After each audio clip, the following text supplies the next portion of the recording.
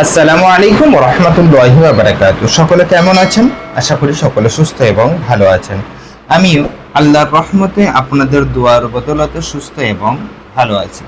এখন আপনাদের সামনে যেই কায়দাটি আসছে সেই কায়দাটি হচ্ছে নুন সাকিন অথবা তানবিনের ইদগামের বিলাগুন্না। আমরা জানি ইদগামের দুটি ভাগ, ইদগামে বিলাগুন্না আর ইদগামে বিলগুন্না। এখন আপনাদের সামনে যেটি লেখা হবে বা বোঝানো হবে সেটি হচ্ছে ঈদগামে বিলাগুন্না। আচ্ছা, ঈদগামে বিলাগুন্না কখন হয়? নুন সাকিন অথবা তানবিনের পর যদি লাম অথবা র এর মধ্যে হতে যদি কোনো একটি অক্ষর আসে, তাহলে নুন সাকিন অথবা তানবিনকে বিনা গুন্নায় মিলিয়ে স্পষ্ট করে পড়তে হবে। বিনা গুন্নায় মিলিয়ে স্পষ্ট করে পড়তে হবে। একেই কিন্তু বলে ঈদগামে বিলা গুন্না। ঈদগামের শব্দের অর্থ বাংলায় সহজভাবে যেভাবে বোঝা যায় সেটি হচ্ছে মিলিয়ে পড়া। ঈদগাম শব্দের অর্থ মেলানো। ঈদগাম শব্দের অর্থ কি? মেলানো, মানে মিলিয়ে পড়তে হবে আমাকে। তো আমরা এখন যে অক্ষরগুলো লিখেছি, কাফ, লাম, লাম, হা। তো কাফ, লাম, পেশ, কুল। লাম, লাম, দো পেশ।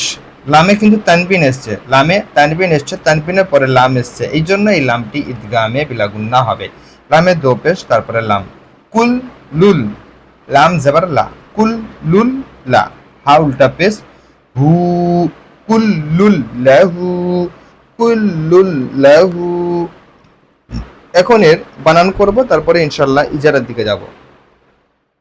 কাফ, লাম, পেশ, কুল। লাম, লাম, দো পেশ, লুল, কুল লুল। লাম জবর লা, কুল লুল লা। হা উল্টা পেশ, হু, কুল লুল লাহু, কুল লুল লাহু, কুল লুল লাহু। কাফে পেশ আছে, এখন ইজারার দিকে যাব। কুল্লুল লাহুর ইজারাটা যাব। কাফ পেশ আছে, পেশযুক্ত অক্ষরকে তাড়াতাড়ি পড়া, মুটকি নটানা, মারুফ করা, মুজুল আওয়াজ থেকে বাঁচা। পেশের আওয়াজ সামনের দিকে যায় আর ঠোঁট দুটি গোল হয়।